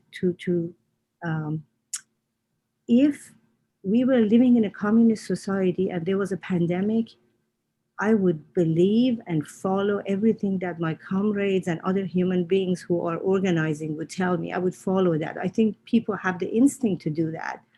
But look at the situation. Every information is filtered through the corporate media, corrupt government, corrupt CDC. We have no idea, personally, I think, what is going on. So we can't just trust that, whatever they tell us. But I think one last thing, sorry. Mehmet brought up a fascinating thing, Kambiz, if you can please address that. Are we going to have, at least in a transitional period of people's rule, proletariat's rule, basic law or basic, you know, protections for human rights, such as what Mehmet talked about? You can't, just because you say I'm a Muslim, you cannot force your daughter to marry, you know, or, you know, all of the things that are personal, private in capitalism. Are we going to have some kind of, you know, basic human rights protections? Thank you. Okay, so we are past the formal presentation, but I think it'd be best to maintain the order in the sequence of people who are commenting. But before I go to the next four people, I just wanted to say, since Sarah mentioned on the mask issue and we discussed it, my observation on masks was the CDC was itself to blame when they early on said, oh, masks only protects you, doesn't protect anybody else. And my argument was, how is it a one-way street? You know, if it's a protection to others, it's also a protection to me. So the whole thing was illogical. And Sarah, you're right. The trust cannot be measured by on the institution that manipulates you. So that was part of why people are revolting against it, and maybe to their detriment. And I think mask is a useful thing. But the way they even unfolded the mask wearing was a problem. So let me go now to the next four people who are in sequence, and you just follow each other. I don't have to have my interruption, but allow courtesy to Kambiz to respond and allow time. Don't interrupt others. So Yusuf, followed by Norma, followed by Richard, followed by Albertson. And these are the four last things. I think at 1 o'clock we will quit. That's our official time, quitting time. So that's it. So let's just go with that sequence. Okay. I'll give my response to your response, and the question is your response. Okay, what I understand from the dictatorship of proletariat, it doesn't involve economics as such, like it is selling or not selling your labor power. Lenin instituted a new economic policy, which was a concession to the to capital. The proletariat decides that based on material conditions, some concessions to capitalism is necessary, but it's not a right, it's a privilege that the proletariat could yank, could put an end to, and desired to put an end to at some time. So I disagree that a dictatorship of proletariat presumes a class society, that there are classes still. Otherwise, it has no meaning. If nobody can sell their, if selling of labor power is put an end to, that means a class society, and dictatorship of proletariat has no meaning. Second, respond. Just one more. Freedom is a recognition of necessity. What by recognition is by fulfilling. You have to, freedom is my understanding, freedom is meaningless until your basic necessities of life are fulfilled. For example, presuming that the COVID restrictions have a scientific basis, it's meaningless to call it freedom if it means that not observing them will end you up in the ICU, in the as sick. There, when you're sick, you have no freedom. Okay, so this is my understanding, and a few response to those. So let's everybody please keep your comments brief as much as possible. Thank you. Go ahead, Kambiz, please. Well, I just wanted to. Okay. Oh, I'm sorry. Well, do you want to? Maybe you want to talk. Then I will respond to. Okay. The growth, which seems to be happening, or am I overestimating, overly optimistic, towards in a communist direction, that is in a cooperative direction, an anti-capitalist direction. Hopefully these things are actually becoming a bit stronger throughout the world.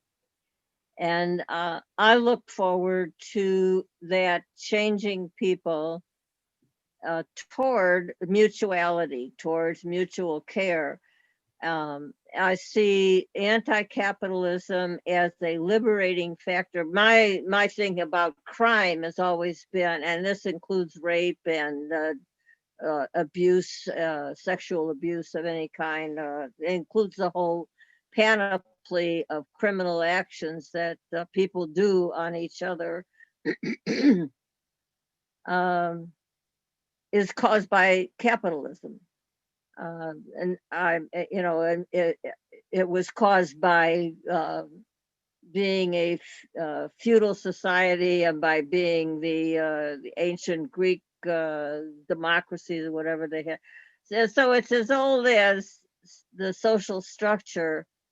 And I say that that is being addressed by people's emotional change to a caring society, to a secure, caring society, secure unto our children's children, that we know we can expect that care. We don't have to grow into the derangement that creates a child sexual abuse perversion in the household, for example.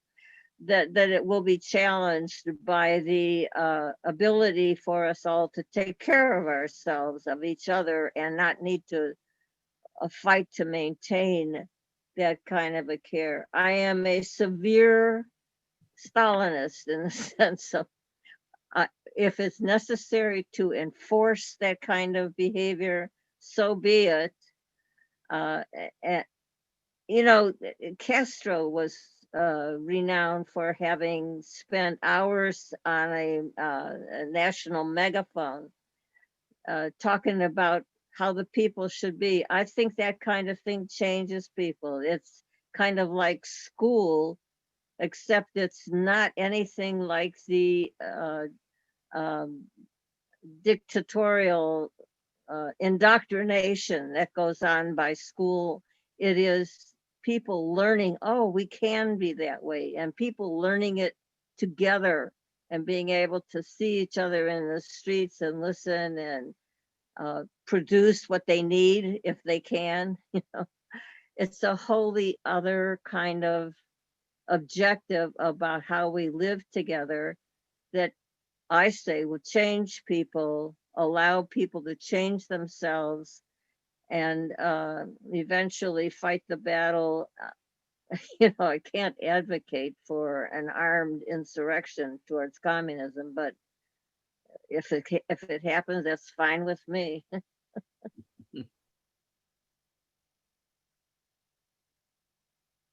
Yeah, go ahead, Kambiz. I just wanted, I don't want to take your time too much, but I just wanted to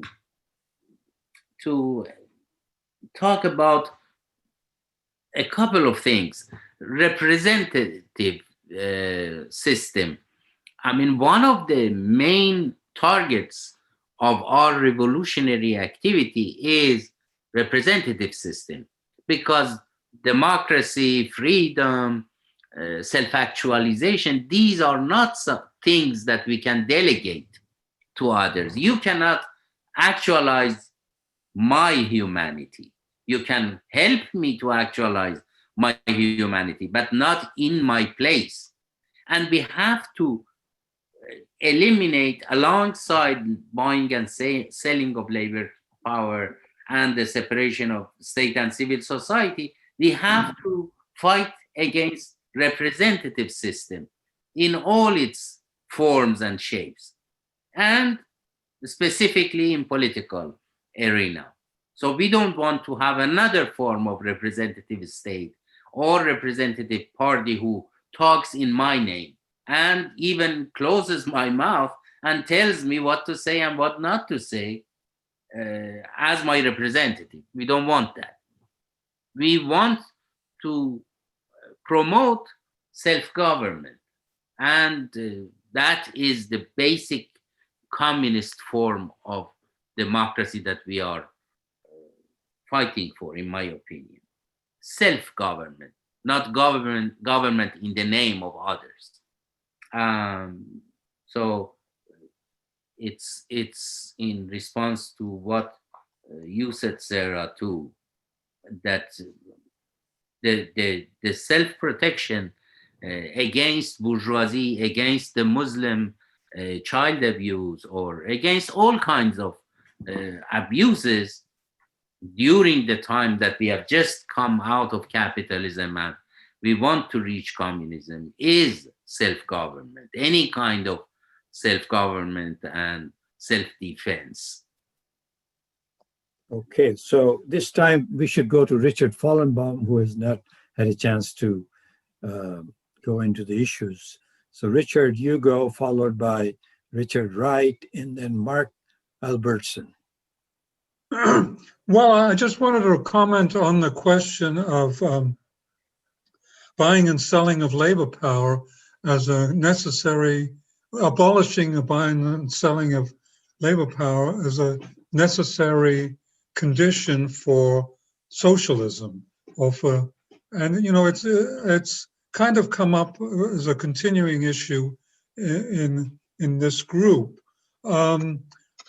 Because, you know, we get a certain ambiguity, because it turns out that the abolition, when Marxists or communists come to power and attempt to abolish the buying and selling of labor power, creates serious problems, and they have to backtrack.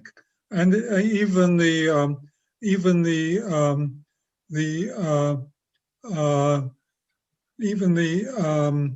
unfortunately, I'm seeing Raj not shaking his head, and any rate, and even the extraction of surplus value doesn't completely work. But then people say, yes, but you know that these countries like the Soviet Union in the 30s and the China today or Russia today, they're not really quite the same as the capitalist countries. So maybe we need another transitional. You know, socialism is one kind of transitional. Now we need another transition to socialism. And maybe we'll need another transition to the transition. And it goes on and on. We're actually in a continual state of transition. And, you know, we're not, you know, I think what's being learned is we can't do everything all at once. We can't, and even just limiting, even something like buying, as if we could say, buying and selling of labor power. Well, that we're now in socialism. No, it's not true. Or the other thing, the separation of the civil society. So that's my comment on that. Okay, before Kambiz, you responded, I just, since you mentioned my name, sorry, I was shaking my head. I shouldn't have done. My apologies to you, Richard. It distracted you. But what I was saying, selling of buying labor and buying of labor power is absolutely outside of any form of transition to socialism and communism. That's on that. I think I'm very clear. The fact that you people have to be compelled to work because they have old habits, maybe that can be tolerated in transition because they just, you know, feudalists were not, and feudal habits were such that people, even workers, thought the only way to get freedom was to run away from work because they were compelled. So then you persuade them to some compulsion because of external force. But buying and selling of labor power is absolutely and my apology for shaking heads. I shouldn't have. It's all right. It's all right. So, okay, Kambiz, please respond. Yes. Yes, I agree with you, Raj. Buying and selling of labor power and surplus value, that is the thing that I am worried about when I say I don't like the transition period. Not the transitions that you said, Richard, the transition to transition, but I don't like the transition itself. That was no, we would all like to live under communism. Yes, and I think we should agree to get there sooner, not later, because the more we make it a possibility that it's called some kind of socialism, but it's actually capitalism, the more we are participating in creating illusions and deception. So we have to be careful. There are things that we want to eliminate. And we say alienation, but it is a little bit abstract. Buying and selling of labor power, I think, is the simplest thing. I mean, if I am forced not to live a human life, I mean, whatever you call it, it's unacceptable, completely unacceptable. Even one day that I am said, no, for the cause of socialism or whatever, you have to live in this way like a slave and don't listen to your own reason or to your own emotions and do what I want to do because I like accumulation. Whatever you call it is wrong, in my opinion. Okay, we have 9 minutes remaining, and there are 3 people who want to speak. So I would say sequence is Richard, Wright, Mark Albertson, Jean, but keep your question or comment to 1 minute. So give Kambiz 2 minutes to respond each, and that'll be 9 minutes, and that'll be the end of the program. Richard. And I will talk at the end. So okay, so 3 of you make a minute comment, and then let Kambiz to finish his thoughts, responding or whatever he wants to say. Go ahead, Richard. Thank you. I just wanted to briefly ratify what I think Jean was saying, as well as Yusuf has mentioned, as well as a couple of other people in the chat. that this whole thing about the dictatorship or the proletariat begs the question of communism. If you get to the state of communism, by definition, that's the dissolution of classes, and therefore it can't happen under communism. It can only therefore be the struggle of the classes, the four great classes, as I think Marx described them. It really only takes place within a transition to communism. And with that, I'll shut up. Mark? Sure. Yeah, getting back to what was mentioned several times here about the functioning state, a cohesive democratic state. When you go back to, especially in the 20th century and coming up to now, and a lot of this comes out of war. Go back to Germany, 1919, the Freikorps, followed by the SA or Hitler's workers' militia, the beer hall brawlers. Go to the Middle East. What about the Islamic State? Come home to this country, Daily Stormer, Patriot Front, the Three Percenters, and then look too at the Gray Wolves when they try to kidnap the governor of Michigan, Governor Whitmer. I mean, you see, and Emil Durkheim gets into this with his book on suicide. I mean, there's more than just individual suicide. There is a national suicide. Perhaps when people feel ostracized politically, they feel ostracized economically. They feel ostracized from society. And so they're going to take it out on the political structure, on the economy, and on the society. And that's probably what you're seeing now, and we've seen this before. Okay, thank you. Gene, your quick 1 minute comment. Whoa.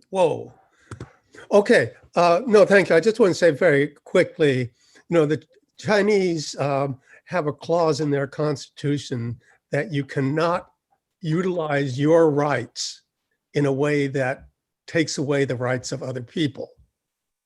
And we could apply this to face masks, but I'd apply it to gun carrying. When people walk into a city council meeting carrying guns, that's interfering with my rights. And so we need to interpret that in a little bit differently. And I don't know of any of the dictatorships of the proletariat that I know of that repressed people just because they were saying something. They've always been acting against the state, but we could talk about that more. Thank you very much, Kambiz, and I'm looking forward to your comments now and coming back. Yes, thank you very much. I don't have much to say. I learned a lot from all the comments, and it was beautiful having comrades to talk to instead of talking. I have to ask you something, Kambiz, about this Islam thing. So would you say, for example, that the Jews and or the Christians... Norma, we have a schedule. You don't jump in whenever you want to. Well, this one was, I think it shouldn't have been left without comment. We have only a few minutes left.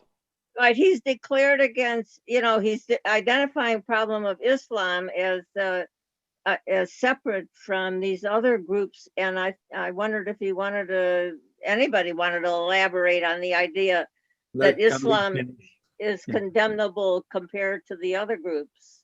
Yeah, let's Kambiz finish his talk. Thank you, Norma. Thank you.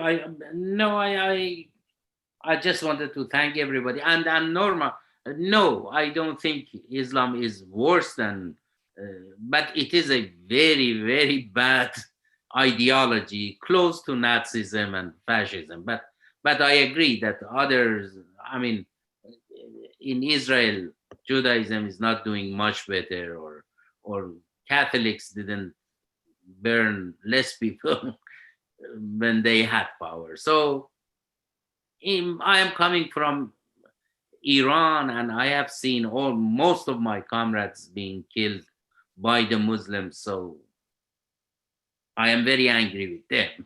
I'm sorry. Yeah, that's terrible. Okay, so we still have 2 minutes. Anybody wants to jump in?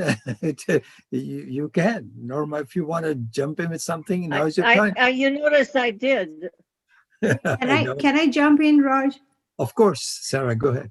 Thank you, Raj. I just wanted to say that, whenever we talk about transition, people are afraid that there would be chaos and we need another strong state. And I'm thinking that in my period of, being on this planet, I have seen capitalism do harm daily by millions and millions. People get killed. There are wars. There is hunger. There is abuse. There is oppression. How worse can we do if we, the people, were going to take power and care for our own, fellow human beings? And even if we make mistakes, even if we, it takes a while for us and we struggle to get it right, but we set the values and principles right, and we don't turn it into another horrible state oppression. I don't think if we can go wrong with that. I think we have to have faith. If we talk about heaven on earth, which is idealism, we have to have the guts to say that we are going to figure it out. We are not going to compromise our principles, because everything that has happened to us, to humanity so far, has been horrendous. We can't do worse than they're doing. Okay, that's the final word. So thank you. And Kambiz, thank you very much once again on behalf of everybody. We appreciate your coming and giving us this talk, and we will have you back. And next Sunday is our open discussion, as Jean described. So we'll see you next Sunday.